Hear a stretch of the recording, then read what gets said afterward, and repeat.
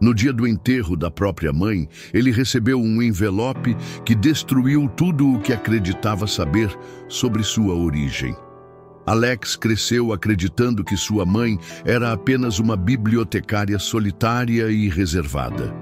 Mas durante o funeral, um estranho se aproximou e revelou uma verdade que jamais poderia ter sido prevista. Agora, ele precisa enfrentar os fantasmas de um passado enterrado, atravessar meio mundo e descobrir que sua vida foi construída sobre mentiras, códigos secretos e um experimento que nunca deveria ter existido. Esta não é apenas uma história sobre revelações familiares, é uma história sobre identidade, sacrifício e o que acontece quando um filho descobre que a própria mãe foi uma agente secreta em fuga. E ele, uma chave genética para algo muito maior. Prepare-se para uma das histórias mais emocionantes e cheias de suspense do canal, com reviravoltas que vão te prender até o último segundo. Inscreva-se no canal para mais histórias como essa. O céu estava carregado, como se também lamentasse. O vento balançava as copas das árvores com uma fúria contida, e o cheiro de terra molhada se misturava ao perfume de lírios recém-colocados sobre o caixão. Eu estava ali, parado, sem saber ao certo como deveria me sentir. Minha mãe havia morrido 2 dias antes, de forma súbita, silenciosa. Um aneurisma. Nada avisou, nada preparou. Ela simplesmente foi. O padre recitava as últimas palavras da cerimônia, mas eu mal ouvia. Meu corpo estava presente, mas a mente, não. Estava vagando entre memórias e lacunas, tentando encaixar as peças de uma relação que sempre foi mais feita de silêncios do que de conversas. Minha mãe nunca foi uma mulher expansiva, amorosa, sim, mas à sua maneira, reservada, protetora. E, por vezes, estranhamente distante. Me lembro de quando perguntei sobre meu pai pela primeira vez. Eu devia ter uns 8 anos. Ela apenas disse: ele nos deixou. Nunca acrescentou mais nada. E mesmo quando insisti com o passar dos anos, as respostas continuavam sendo evasivas. É melhor assim. Você não precisa saber. Ele não era bom. Com o tempo, parei de perguntar. Achei que ela só estava protegendo minha infância. Agora, olhando para o caixão descendo lentamente, algo dentro de mim parecia desconectado. Como se aquela mulher ali dentro fosse ao mesmo tempo minha mãe e uma estranha. Uma mulher cheia de segredos. E eu não fazia ideia de quantos ainda estavam enterrados com ela. As pessoas começaram a se dispersar, amigos distantes, vizinhos, alguns colegas do trabalho dela. Poucos sabiam que minha mãe trabalhava há 22 anos como bibliotecária de uma escola estadual, mas ninguém sabia muito mais que isso. Ela não era de sair, de ter amigos próximos. Tudo em sua vida era quieto, medido, contido. Até seus abraços tinham limite de tempo. Foi quando notei a presença de um homem parado sob uma árvore, de longe. Ele não se misturava aos demais. Alto, vestindo um sobretudo escuro, chapéu na mão, os olhos fixos em mim. Havia algo desconfortável em sua postura, não ameaçador, mas tenso, como alguém que precisava dizer algo, mas ainda decidia se devia ou não. Enquanto as últimas pessoas iam embora, ele permaneceu. Só quando fiquei praticamente sozinho, ele começou a caminhar em minha direção. Você é o filho da Elvira?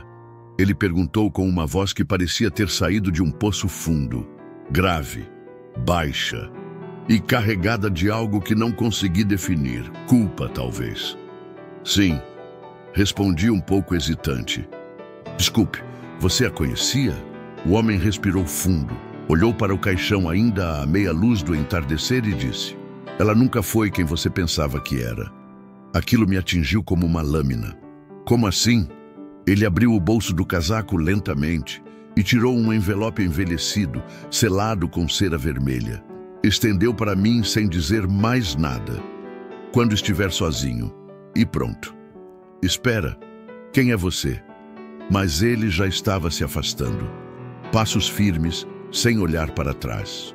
Tentei alcançá-lo, mas quando dobrei a pequena trilha entre os túmulos, ele havia desaparecido. Voltei para casa com o envelope nas mãos, o coração disparado e uma angústia que eu não sabia nomear.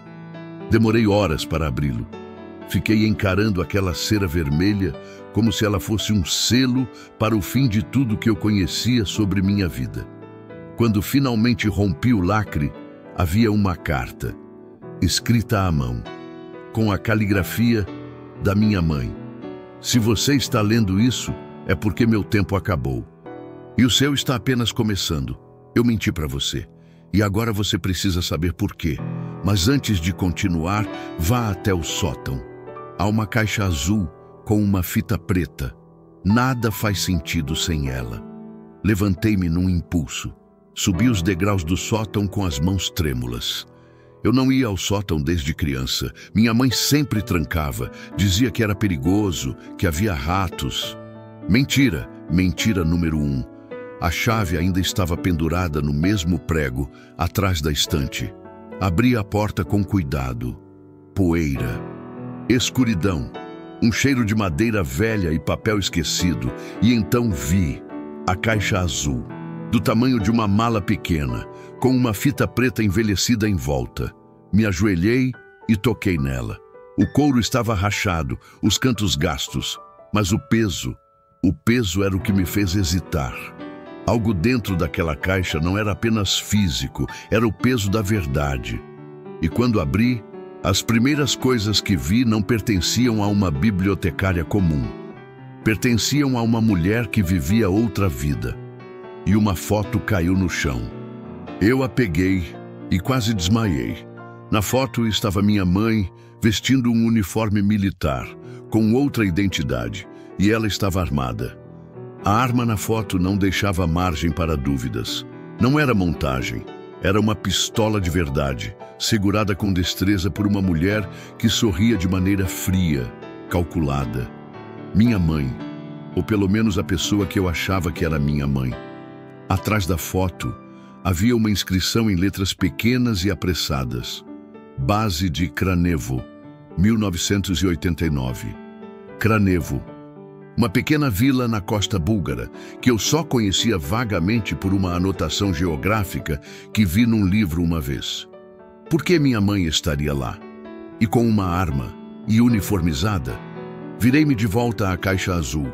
Lá dentro, uma pasta com documentos em búlgaro, um crachá vencido com o nome Nina Veleva e um passaporte antigo, búlgaro também, com a foto dela, ou melhor, da mulher que eu chamei de mãe por 34 anos. As mãos tremiam.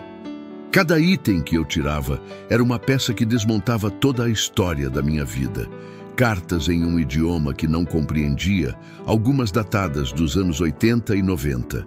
Uma delas, com letras minúsculas e coladas à mão em um papel amarelado, chamava-se Instruções para Evacuação Codificada, Nível Alfa.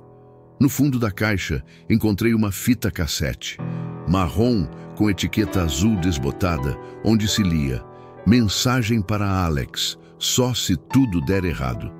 Alex, meu nome. Aquilo era um soco no peito. Minha mãe, ou Nina, previra que tudo podia ruir, que essa verdade um dia me alcançaria. E ela gravou uma fita. Em algum momento, ela teve medo. Muito medo. Desci do sótão como se meus pés não tocassem o chão. Ainda segurava a fita, sem saber se queria ou não ouvir. Não tínhamos mais um aparelho de fita cassete, mas lembrei que o vizinho da frente, o Sr. Otávio, colecionava coisas antigas. Peguei o celular, disquei o número. Alô? É o Alex. Você ainda tem aquele gravador de fitas? Silêncio. Tenho sim. Por quê? Preciso ouvir uma fita, hoje. Agora. Ele estranhou o tom, mas topou. Me recebeu meia hora depois, com o gravador já ligado e um olhar curioso demais para o momento. Algo errado? Não sei ainda, respondi. Mas vou descobrir agora. Coloquei a fita. O som chiou, ruído de fundo, e então a voz dela, a voz da minha mãe.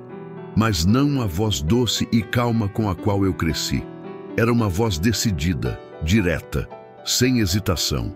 Alex, se você está ouvindo isso, significa que eu não consegui te contar a tempo. Eu fui parte de uma operação. Eu era uma agente. Meu nome era Nina Veleva. Fui enviada ao Brasil em 1991, sob ordens do que restava da estrutura da inteligência do Bloco do Leste. Minha missão era desaparecer e proteger uma informação que não podia cair nas mãos erradas. Você nasceu meses depois, e por sua causa eu desobedeci ordens. Abandonei tudo, virei outra pessoa. Queimei documentos, rompi laços, criei uma vida simples para você, mas agora, talvez eles saibam. Ela pausou, respiração pesada. Se alguém apareceu no seu caminho, se te entregaram esta fita, isso significa que eu falhei em protegê-lo até o fim. Mas ainda assim, preciso que confie em mim. Tudo o que está na pasta vermelha lacrada precisa ser entregue a uma pessoa. Seu nome é Emil Petrov, e ele está em Sofia, a capital da Bulgária. Ele é o único que pode explicar por que você nasceu sob outra identidade e quem você realmente é. A fita parou ali. Nenhuma despedida, nada mais. O Sr. Otávio me olhava boquiaberto, mas eu não conseguia nem chorar. Algo entre medo e raiva me mantinha estático. Naquela noite não dormi. Peguei o passaporte. Ele ainda estava válido por mais alguns meses. Eu nunca tinha saído do país. Nunca pensei em ir à Bulgária. Mas agora parecia o único caminho. Comprei a passagem sem pensar duas vezes. 48 horas depois, eu pisava em solo búlgaro, com uma mochila nas costas, um nome na cabeça e uma pasta lacrada que minha mãe nunca quis que eu abrisse, a não ser como último recurso. Sofia era fria, cinzenta, envolta em uma névoa que parecia saída de um filme antigo. As pessoas falavam rápido, em uma língua que me soava como código. Eu me sentia invisível e, ao mesmo tempo, vigiado. Fui até o endereço que estava anotado atrás da carta. Rua Tsar Ivan Shishman, número 22, apto 5. Um prédio antigo, sem porteiro, portas de ferro fundido. Subi as escadas devagar. Quando bati à porta do apartamento 5, ninguém atendeu. Tentei de novo. E então, ouvi passos do outro lado. A porta se abriu apenas uma fresta. Um homem magro, de óculos, barba por fazer. Ele me olhou com olhos fundos, analisando, medindo. Você é o filho dela? Sou. Ela morreu. Silêncio. Longo. E então ele abriu mais a porta. Entre, mas saiba, a partir de agora sua vida vai deixar de ser sua. Entrei. E o que ele me contou nos minutos seguintes mudou tudo o que eu acreditava sobre mim mesmo. O apartamento era escuro, abafado, e cheirava a livros velhos e madeira úmida. Havia prateleiras por toda parte, não com romances ou manuais, mas com pastas de arquivos, rolos de microfilme, fitas lacradas, fotos em preto e branco e uma máquina de escrever no centro da mesa, como se ainda estivesse em uso. Emil Petrov fechou a porta atrás de mim com firmeza. Trancou com 2 chaves e baixou a cortina. Aquilo não era apenas uma casa, era um esconderijo, um bunker de memória. Sente-se, disse, apontando para uma cadeira de madeira sem encosto. Sua voz era baixa, mas firme. Antes que eu diga qualquer coisa, você precisa entender que sua mãe salvou minha vida e a sua. Então me explica tudo. Minha voz saiu mais dura do que esperava. Eu estava exausto e vazio, mas queria a verdade. Toda. Emil se aproximou da estante, puxou uma pasta com selo vermelho, semelhante à que eu carregava. Sentou-se em frente a mim e respirou fundo. Nina, sua mãe, era uma das agentes mais valiosas da Divisão Fantasma. Um setor que oficialmente nunca existiu, nem mesmo entre os serviços secretos búlgaros. A maioria que fez parte dele morreu, desertou ou enlouqueceu. Ela era conhecida como Viúva Azul. Viúva Azul? Um codinome. Ela infiltrava organizações de interesse militar e tecnológico, seduzia alvos, extraía informações e desaparecia. Mas em 1991, a missão mudou. O mundo estava ruindo. O regime colapsando, e ela descobriu algo que não deveria. Ele se levantou, foi até uma caixa trancada com cadeado, abriu com uma chave que trazia pendurada ao pescoço. Tirou de dentro um envelope plástico com fotos desbotadas, documentos assinados em russo e uma imagem que me fez congelar. Era eu, bebê, enrolado em um pano azul claro, dentro de um laboratório. Isso é impossível, murmurei, pegando a imagem com as mãos trêmulas. Não, é real. Você nasceu em uma instalação chamada Gnezdo, no interior da Bulgária. A tradução literal seria ninho. Lá criavam perfis genéticos avançados, crianças projetadas para resistência, adaptação e outras capacidades. Isso é loucura? Interrompi. Está dizendo que sou algum tipo de projeto? Não um projeto, um alvo. Sua mãe te tirou de lá. Você foi o primeiro bebê a sair com vida. Ela te roubou daquele lugar, queimou arquivos, falsificou sua certidão. Por isso ela fugiu. Por isso ela nunca falou do passado. E por isso ela sempre te protegeu com tanto silêncio. Levantei-me. O ar me faltava. Minha mente tentava recusar, rejeitar, negar. Mas as peças se encaixavam. O comportamento dela, a frieza em certos momentos. A maneira como me ensinou a não confiar em ninguém, a ausência de fotos da gravidez, as respostas evasivas, o sótão trancado. E agora? O que querem de mim? A mesma coisa que queriam há 30 anos. O segredo que ela levou com você. Algo que talvez nem você saiba que carrega, mas alguém em algum lugar acha que você tem. Mas por que agora? Emil se aproximou da janela e puxou um jornal. Na manchete, uma notícia em cirílico. Ele traduziu em voz baixa. Homem assassinado em Ruse. Informante búlgaro ligado ao antigo bloco de inteligência soviética. Enforcado com fios elétricos. Nenhum suspeito. Olhei a foto no jornal. Era o homem que me entregou a carta no enterro. Meu coração gelou. A garganta travou. Ele estava me protegendo? Sim, e agora você está sozinho. O telefone fixo tocou. 3 toques, depois 2, depois mais 3. Eles sabem que você chegou. Emil desligou a luz. Tirou uma chave da parede, girou uma estante inteira, revelando um corredor secreto com paredes de pedra.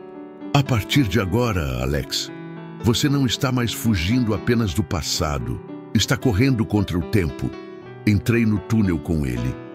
E antes que a parede se fechasse atrás de nós, olhei mais uma vez para o mundo lá fora. Sofia, agora à noite, parecia respirar diferente, como se tivesse olhos, como se soubesse que eu estava ali. E no fim daquele corredor, havia algo que ainda não estava preparado para ver. Uma porta, e atrás dela, o rosto que eu nunca pensei que encontraria. O corredor era estreito, úmido, e o som dos nossos passos ecoava como se estivéssemos atravessando o interior de um templo abandonado. As paredes eram feitas de pedras antigas, cobertas por musgo e sinais de infiltração. Emil caminhava à frente com a lanterna em punho, como quem já sabia exatamente o que estava prestes a enfrentar, ou reencontrar. Esse túnel foi construído nos anos 70 para a evacuação de cientistas e agentes da base de observação soviética. Sua mãe usou essa rota uma vez, quando fugiu com você. Agora é sua vez. Por que está me ajudando? Perguntei, tentando manter o foco apesar do peso emocional de tudo. Porque ela salvou minha vida. E porque se não te ajudar, tudo o que ela fez terá sido em vão. Paramos diante de uma porta de ferro, antiga, com um símbolo pintado de forma grosseira. 3 linhas horizontais cortadas por uma única linha vertical. Um símbolo que eu não reconhecia, mas que parecia familiar, como algo enterrado na memória. Emil digitou um código num pequeno painel desgastado. A porta emitiu um estalo metálico antes de abrir lentamente, revelando um ambiente completamente distinto. Era uma sala limpa, fria, toda em aço e concreto, com telas antigas desligadas, arquivos empilhados e uma única cadeira no centro, voltada para uma parede coberta por painéis de vidro. E ali, sentado, estava um homem. Quando ele se virou, sentiu o impacto. Era como olhar para um espelho distorcido. Ele tinha os mesmos olhos que os meus, o mesmo formato de maxilar, a mesma linha fina de sobrancelha. Alex, disse ele como se me conhecesse há anos. Finalmente. Quem é você? Minha voz falhou. Como sabe meu nome? Porque sou seu pai. Um silêncio denso caiu sobre a sala. Emil apenas abaixou a cabeça, respeitando aquele momento como um ritual inevitável. Isso não é possível. Ela disse que você tinha nos deixado, que você era perigoso. O homem se levantou. Estava mais velho do que nas fotos que eu nunca vi. Alto, postura firme, olhos de quem carrega mais culpas do que lembranças. Ela mentiu porque precisava. E eu aceitei sumir da sua vida por uma única razão, para te manter vivo. Me afastei um passo. Meus músculos se contraíam, a respiração acelerava. Era como se meu corpo dissesse, fuja. Mas meu coração, mesmo dilacerado, ainda queria entender. Então você também fazia parte disso? Do laboratório? Da criação? Ele assentiu lentamente. Eu era o bioengenheiro-chefe do projeto Gnezdo. Fui o primeiro a colocar você nos braços. Mas quando entendi o que os militares realmente queriam com as crianças, me opus. Sua mãe, ela era uma agente enviada para me vigiar, mas ela se apaixonou. E juntos, traímos a missão. Você foi a nossa fuga, o nosso crime e a nossa salvação. Sentei. As pernas não sustentavam mais meu peso. Meu pai, esse homem, me encarava com a dor de quem sabe que não tem direito ao perdão, mas ainda assim o implora com o olhar. Então, o que querem agora? Ele foi até um cofre embutido na parede, digitou um código e retirou uma maleta metálica, que abriu com cuidado. Dentro havia algo que parecia uma seringa com um líquido prateado, espesso, e um chip envolto em vidro. Eles querem isso, disse ele. O último protótipo do código genético modificado e a chave de ativação que está em você. Em mim? O chip foi implantado quando você ainda era recém-nascido. Ele está adormecido. Mas há pessoas que querem acordá-lo, para fins que você não quer nem imaginar. Me levantei. Então, por que me deixar viver como um civil todos esses anos? Por que esconder tudo? Porque você era a esperança de que uma vida normal era possível. Que talvez, no fim, nosso sacrifício tivesse valido a pena. Mas agora, tudo voltou. Antes que ele pudesse continuar, um alarme soou no túnel. Emil sacou um revólver escondido na cintura e correu até o painel da porta. Encontraram a entrada, gritou. Não temos tempo. Meu pai correu até mim, colocou a maleta nas minhas mãos e me puxou para uma porta lateral. Guarde isso com sua vida. Não deixe que tomem. E, acima de tudo, confie apenas em quem estiver disposto a morrer por você. A porta foi arrombada no corredor de trás. Explosões abafadas, tiros. E então, tudo foi caos. O último som que ouvi antes de desmaiar foi meu pai gritando meu nome. Quando acordei, estava em um lugar que eu não conhecia e completamente sozinho. O teto era branco, iluminado por luzes frias que piscavam suavemente. O ar cheirava a desinfetante e metal. Por um segundo, achei que estava num hospital, mas ao tentar me mover, percebi que meus pulsos estavam presos por tiras de couro. Entrei em pânico. Lutei contra as amarras, gritei, mas minha voz ecoava em vão. A sala era pequena, com paredes lisas e sem janelas. Uma câmera girava lentamente no canto. Eu estava sendo observado. Tentei lembrar do que aconteceu. O túnel, a maleta, meu pai, a explosão e depois... nada. Ele acordou, disse uma voz atrás da porta com sotaque carregado. Chame o comandante. Minutos depois, a porta se abriu e um homem de meia idade entrou. Terno preto, cabelos penteados para trás, mãos cruzadas nas costas. Seus olhos eram de uma calma perturbadora, como quem já viu tudo e não se surpreende mais com nada. Alex Veleva. Ou prefere ser chamado de o erro que escapou. Quem é você? Onde estou? Onde não importa.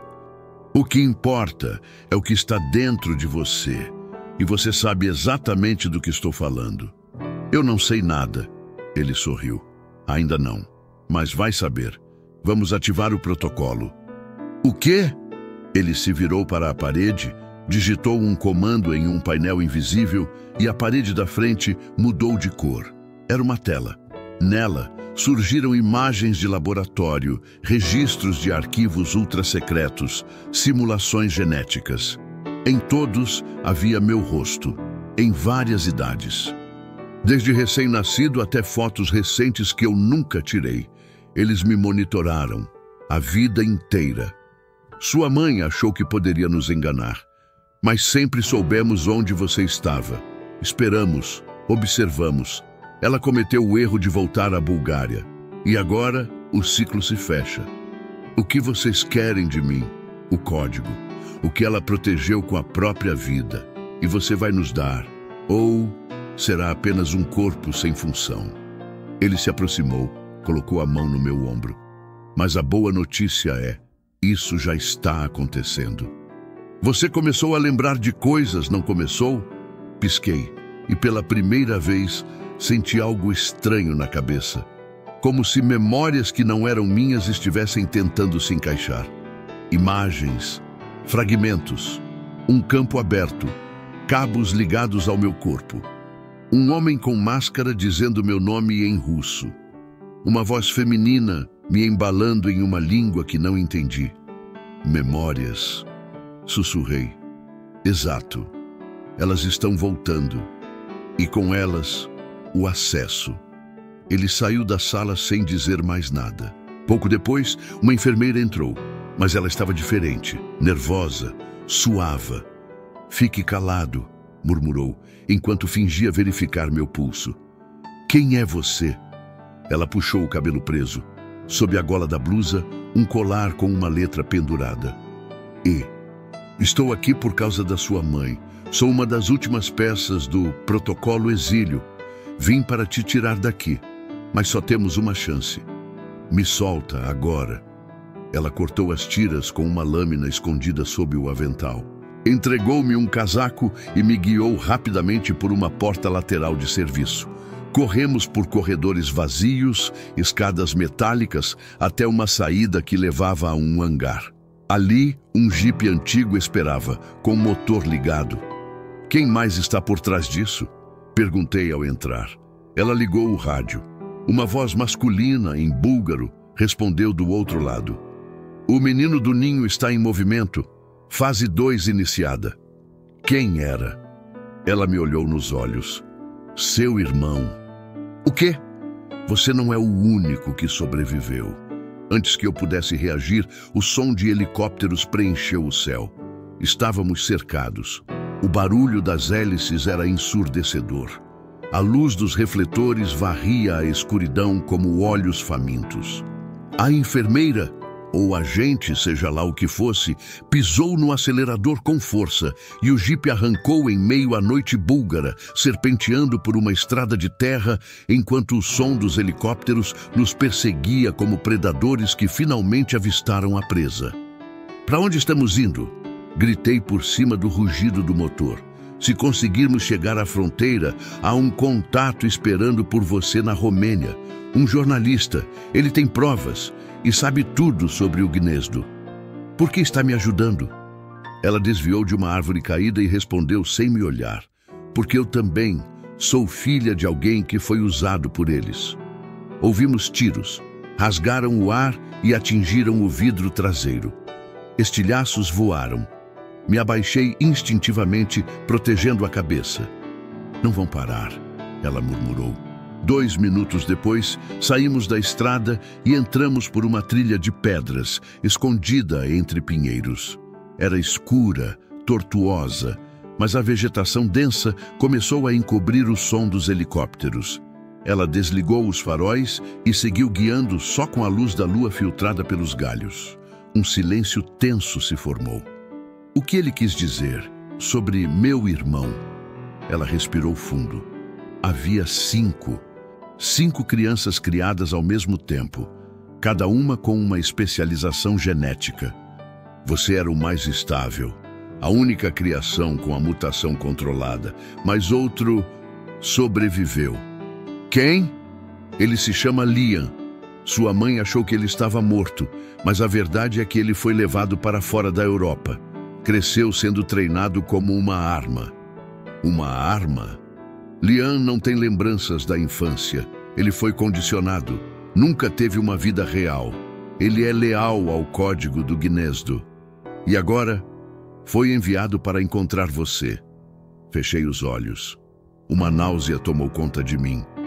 Era como se minha existência tivesse sido sequestrada por uma farsa cruel. O que sobrou de minha identidade se dissolvia cada vez mais. E se ele me encontrar? Ele não vai reconhecer você como irmão, vai reconhecer como alvo. Subitamente, o jipe freou bruscamente. No meio da trilha, uma figura de pé, sozinha, imóvel.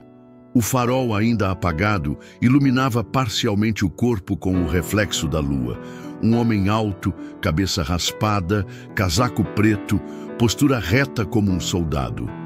Seus olhos brilhavam com uma intensidade incomum e por um instante tive a sensação de que ele já sabia tudo sobre mim.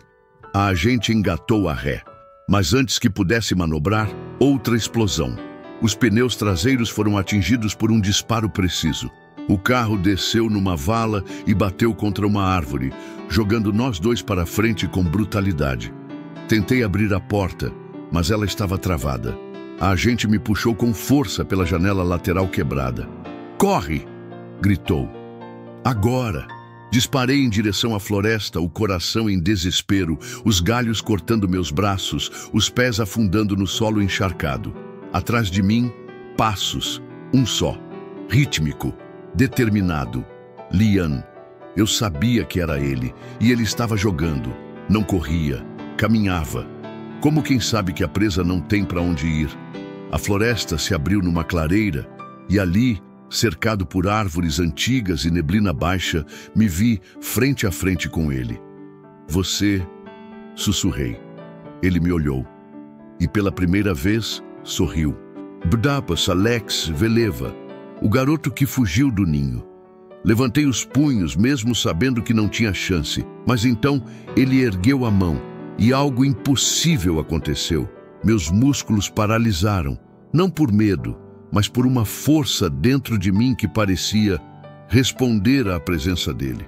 "Está começando a despertar", disse Liam. "Finalmente."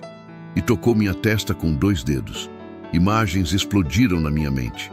Uma voz familiar, uma sala branca, 5 berços. Uma canção de ninar em uma língua que eu nunca aprendi. E o som de um choro, o meu e o dele. Eu desmaiei de joelhos. E antes de apagar, ouvi sua última frase.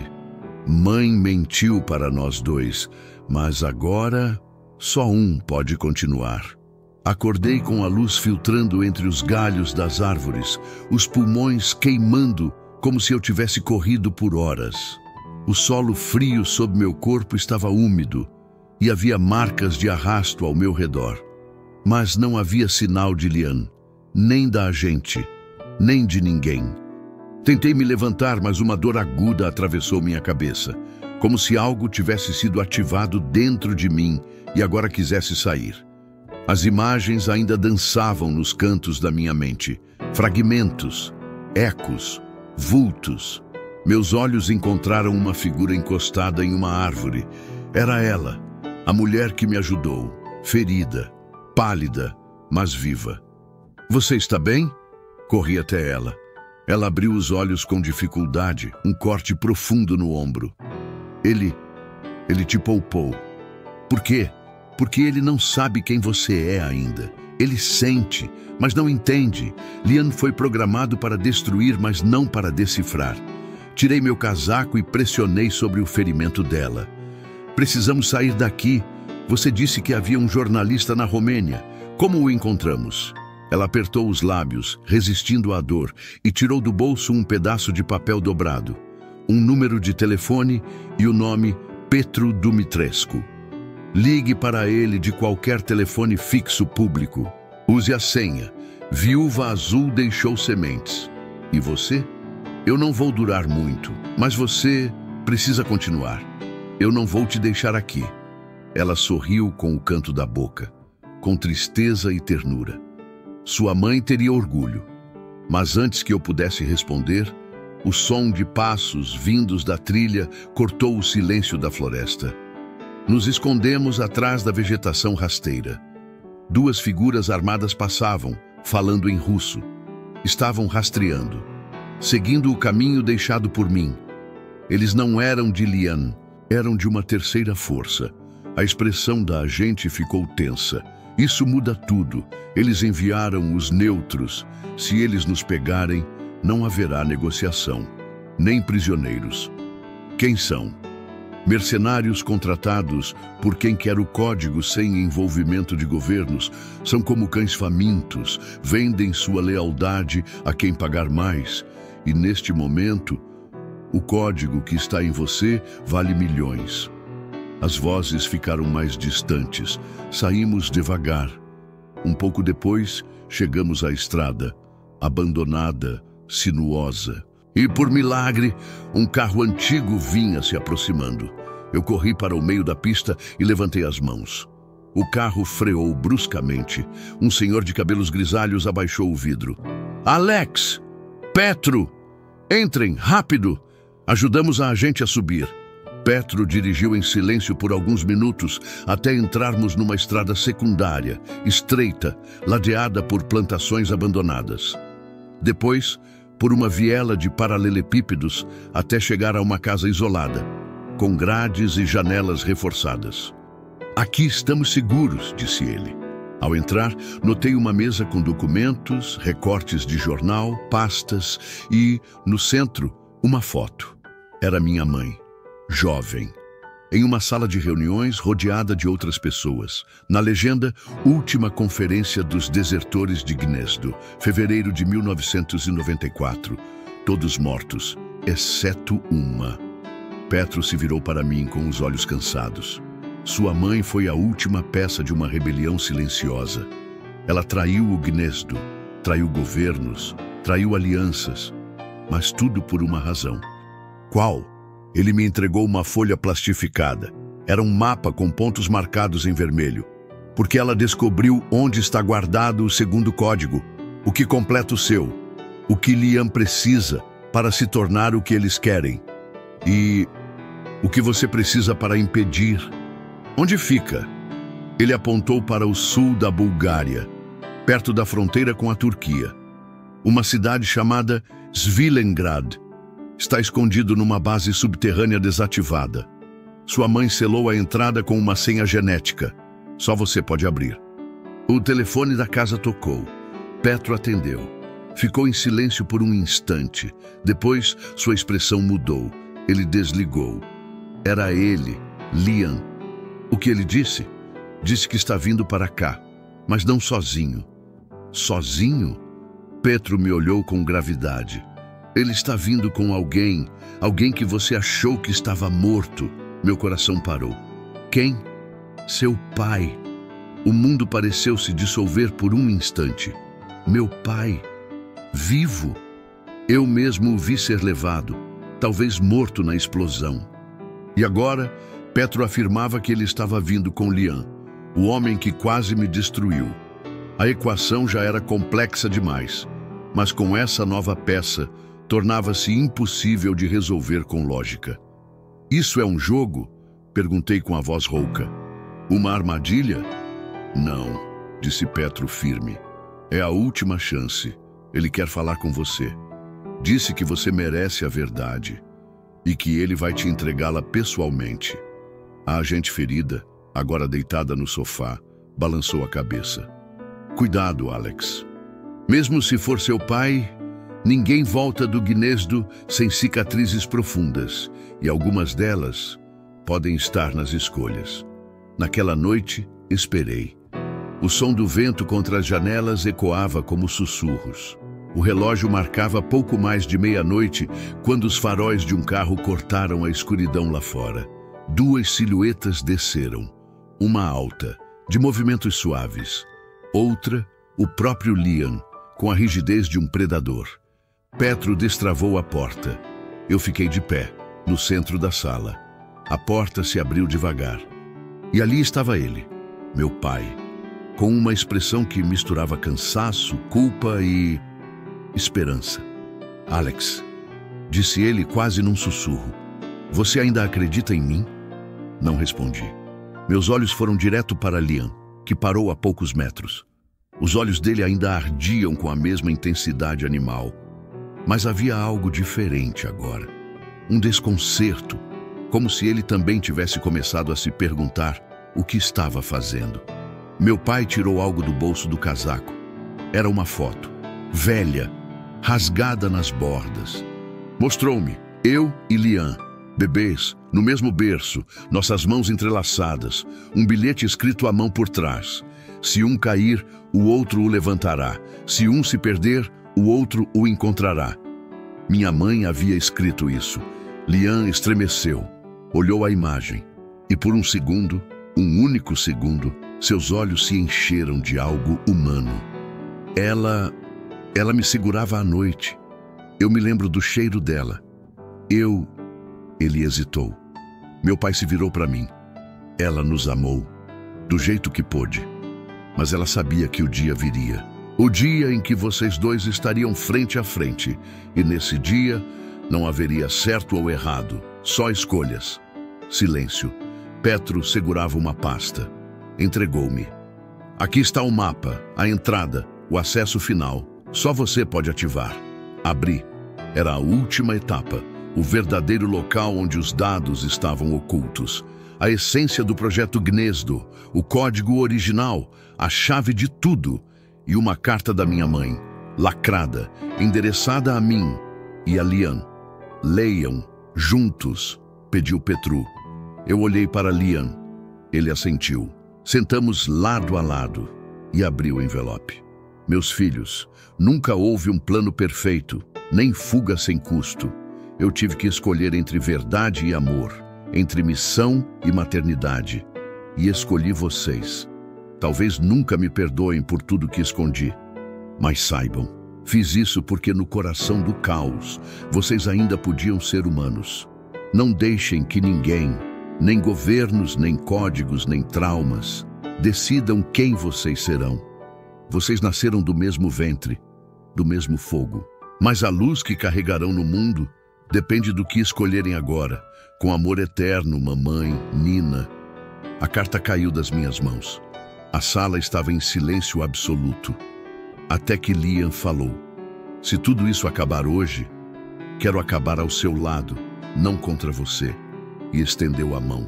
Eu a segurei. No dia seguinte, partimos juntos para Svilengrad. A base nos esperava. O código nos aguardava. Mas, mais que isso, uma nova chance de quebrar o ciclo. Pela primeira vez, olhei para o céu e não me perguntei de onde vim, mas sim, até onde posso ir. Fim ou o começo.